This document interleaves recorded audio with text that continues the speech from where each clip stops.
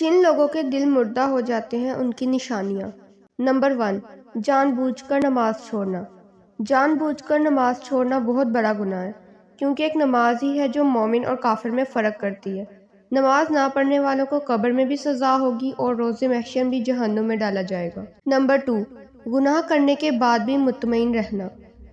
اللہ تعالیٰ فرماتا ہے، ایسا ہرگز نہیں بلکہ حقیقت یہ ہے کہ ان کے دلوں پر ان اعمال بد کا زنگ چڑھ گیا ہے جو وہ کمایا کرتے تھے، اس لیے آیتیں ان کے دل پر اثر نہیں کرتی۔ نمبر 3، قرآن سے دوری۔ اللہ تعالیٰ فرماتا ہے، کیا یہ لوگ قرآن میں غور نہیں کرتے یا ان کے دلوں پر تالے لگے ہوئے ہیں؟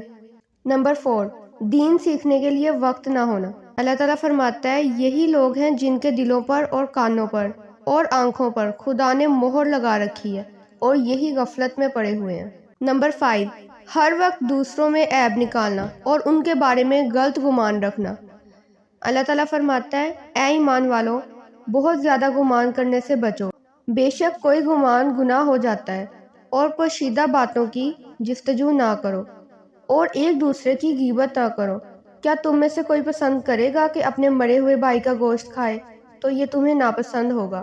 اور اللہ سے ڈرو، بے شک اللہ بہت توبہ قبول کرنے والا مہربان ہے۔